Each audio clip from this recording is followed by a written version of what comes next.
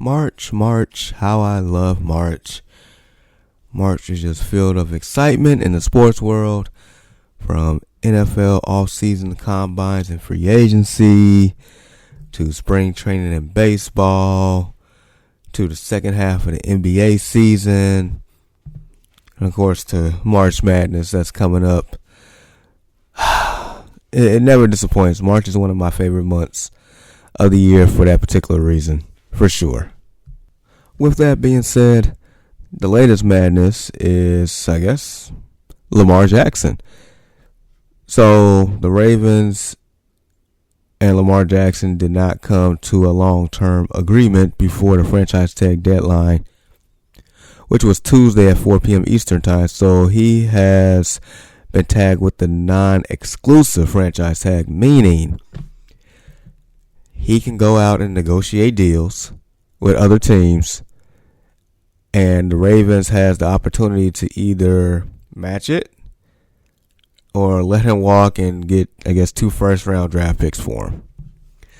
You know, this is very similar to being a restricted free agent in the NBA, to where restricted free agents, they can go out and negotiate deals, and then the team has a chance to match it. Pretty similar circumstances here.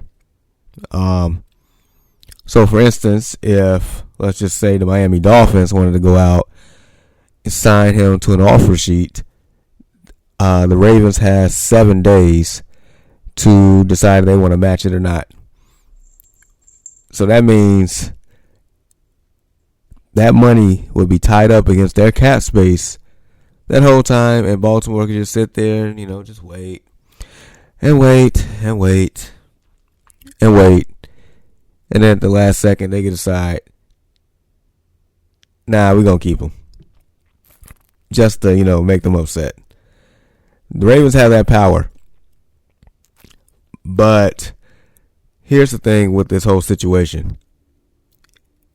It appears that no one, as of right now, wants to do that.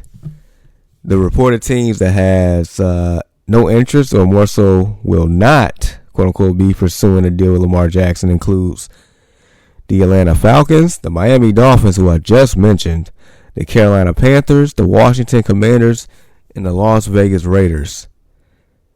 Now, all 5 of those teams needs a quarterback. Absolutely. And none of them are interested in pursuing this man. Maybe because of that franchise tag leverage. Maybe they know something behind closed doors that's not being told publicly. Maybe there's collusion with all this. I mean, in the NFL, are we surprised that collusion, exists? No, we're not surprised at all. There have been plenty of times over the course of probably the last 2 decades that you can point and, probably deem that as collusion or some shady, tactics that's happening in the NFL. For sure. So all I know is, when it comes down to it, the one team that I blame for this whole situation, and apparently they was playing chess out here while everybody was playing checkers. Apparently they was 10 steps ahead, looking into the future on this one. I blame the Cleveland Browns. Now you ask, why the Cleveland Browns? Why them out of all teams? Well, glad you asked. So, Cleveland, if I'm not mistaken, a year ago, when Deshaun Watson became available, and that's when a bunch of teams was actually pursuing the man. And that's a discussion for another day. But, the reason why they have Deshaun Watson is because they gave him $231 million, 100% guaranteed. Fully guaranteed. And that kind of, I'm pretty sure that put a monkey wrench in the negotiation with Lamar Jackson. Because if I'm Lamar Jackson, I'm sitting here, I'm looking at what Deshaun Watson has done compared to what I have done. And yeah, Deshaun Watson is a phenomenal talent, But last time I checked, I'm a former league MVP. I am. I won MVP that year. I'm that guy. And if you gave him $231 million, fully guaranteed, why can't I get the same? And I really believe that has a lot to do with, what's happening here. And then also to remind you, Lamar Jackson does not have an agent at all. He's been handling his own negotiations. So take everything with this situation with a grain of salt in that aspect as well. So it makes things a little bit more interesting. He has to figure it out himself. He has to reach out to, I guess, Arthur Blank, the owner of the Atlanta Falcons, to try to get something done if he wanted to go that route. He has to reach out to Al Davis' son, I can't think of his first name, if he wants to get something done. Like, that's where we're at with this. That's exactly where we're at. So yeah, when Cleveland gave that deal, it kind of definitely made things a lot interesting in the quarterback market for sure. I mean, we've never seen a fully guaranteed contract of that magnitude whatsoever. And I'm pretty sure that the owners wants to stay away from giving out fully guaranteed contracts because of that. Because of that scenario. Because of what's happening right now. So yeah, I don't blame Lamar Jackson. To a certain degree, I don't blame the owners, but the writing on the wall says those 5 teams that's not pursuing him should be pursuing him. There's no way that I'm looking up an Atlanta Falcons fan sitting here like, yeah, I got Riddler, but I'd rather keep Riddler over Lamar Jackson. Miami, a little different. Like, yeah, Tua showed that he's the guy, but he has health issues. That's a little different. Carolina, you tried to get Deshaun Watson last year. You struck out and you settled for Sam Darnold. And now you're sitting here like, I'd rather not get Lamar Jackson and probably try to get one of these rookies out the quarterback out this NFL draft here in April. What? Commanders. You all just got through with the Carson Wentz experiment. Taylor Heineke's no longer on your team, and you saying Sam Howell right now? I'd rather roll with Sam Howell than make an offer sheet to Lamar Jackson? What? The Raiders. You got rid of Booty Cheeks Derek Carr. He's now in New Orleans. He's about to live his best life down there, apparently. And Jared Statham is my guy. And not even going to take a sniff at Lamar Jackson. Man, get out of here. And the fact that they saying all this publicly, like, that's wild. Normally, you don't hear this stuff. Not as blatant as this. You wouldn't even hear a whisper about it. You just like, wait a minute. Lamar Jackson still doesn't have a deal done? Like, how come we're not hearing the reports of any team, like, signing him? Or trying to sign him, a negotiation or anything? It's been 7 days. Nothing. No, these guys out all in the public. Like, nah, we're not doing it. Nope. Not going to be able to do it. Can't help you. That's where we're at with Lamar Jackson. So Lamar going to have to figure this out since he is his own agent, him and his mom or whatever family member at this point. I mean, it's rough. But I get it. I get it. But free agency technically starts in 6 days, so it's a lot of drama leading up to the beginning of free agency, and I'm here for it. All right, so in other news, NBA, Ja Morant or Ja Wick or Ja Warren or whatever you want to call him these days.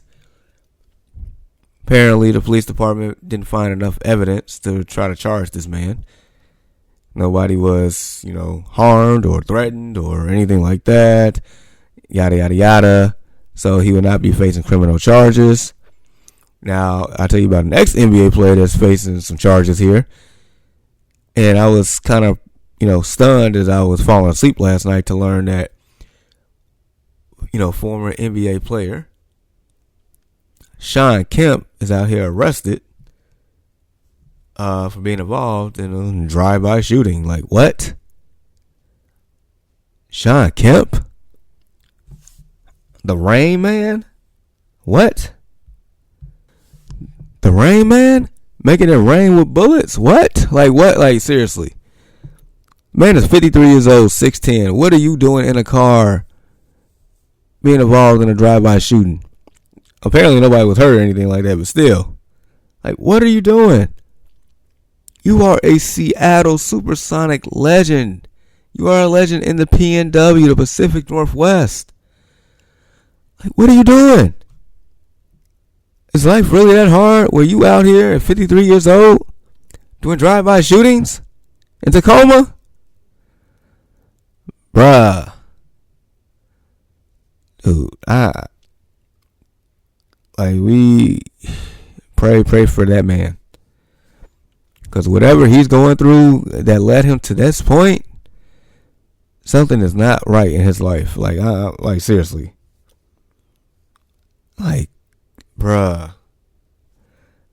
Yeah, that's probably the most disturbing news last night for sure. Man, I remember Shawn Kemp growing up, and dude, you thought Blake Griffin was something. He was Blake Griffin before Blake Griffin. That man, when he was in his peak, in his prime, that was a hard cover. Because he's dunking on people left and right. Dude, I just remember seeing alley-oops from Gary Payton to Shawn Kemp, posterizing people, getting physical, and just energizing the crowd. And like, Shawn Kemp was that dude, especially on NBA Jam. Boy, I used to run it with the Supersonics. Kemp and Payton and Detlef Schrempf. You couldn't tell me nothing. Like, anybody still got that game? Look, I got my Supersonics. It can go down. It's whatever. Just let me know. But yeah, no, that's definitely sad news there for the Rain Man. Hope it's. I was gonna say I hope it's not too severe, but you're doing drive-by shooting, so I don't know. I don't know what to expect or what the outcome could be with that. So we'll see. We will see. I guess more basketball news as far as college now. Jim Boeheim, the Syracuse legendary coach. He's not coming back next year. He is officially retiring. 47 years with the Orange. 47 years. That is remarkable. Remarkable. Man. Jim Boeheim is known for his infamous 2-3 zone. And at one point in time, man, that zone was so ferocious that even though teams know how to beat it, they just couldn't do it. Like, Jim Boeheim, just has a culture that's very consistent. Very consistent. So his career record is 1,015 wins, 441 losses. I guess 101 wins have been vacated because of NCAA rule violations between 04 and 07, and also 2010 and 2012. At this point, he's finished second, behind Coach K as far as wins. Coach K has 1,202. He took Syracuse to the NCAA tournament on 35 occasions, advanced to the Final Four 5 times within those trips, and winning the national title in 2003. He has 58 official NCAA tournament wins, which is ranked 4th all time. That 03 title, of course, that's with Carmelo Anthony, his only year in college. He went to Syracuse. I remember Jerry McNamara, Hakeem Ward. That team was dominant. Carmelo Anthony in that 1 year in college definitely did his thing. Carmelo was cold-blooded. Jerry McNamara fit that system perfectly as their point guard. Hakeem Ward was an athletic freak down there. I remember that. I remember watching that growing up. So, yeah, Boeheim, man, he, shout out and salute to a legendary career for Syracuse. And it's crazy. I feel like the older I get, like all my childhood as icons and sports legends, this, and that, and just, they're all, basically done or things like that. And, it just turns over a new leaf to the new generation. I get it. So, just nevertheless, Jim Boeheim definitely did his thing. Once again, shout out to Boeheim, Syracuse, 47 years. Sheesh. And he made the NCAA tournament 35 times. He made the tournament more times than I've been alive right now. That's crazy. But that lets you know how remarkable of a coaching job this man has done in that time frame. So yeah. We'll just, wrap it up. We'll wrap it up. And Sunday, we have our NCAA tournament selection show with the Early Morning Sports Talk podcast. We're not on Saturday, but we have it on our show. As soon as Selection Sunday is over, we are live. My bros Brandon and Ian. We have a few guests. We have at least 2 guests. We might have another one. We're just going to have instant reactions to the tournament, to the seeding, to who got in, who bubbles was bursted. Looking for those upsets, the legendary, infamous 12-5 upsets, and, who's going to the Final Four, predicting who's cutting down the nets when it's all said and done. We ready. We are ready. Your boy right here is doing his homework, and Sunday, when I'm back on here on the No Offense Radio, the No Offense Network, you will have all the details for my tournament challenge. You will have them locked and loaded. We are getting ready. We are getting pumped. It's that favorite time of year. It's March Madness. Continue to rock with your boy. Follow me on social media at JGoodWithSports.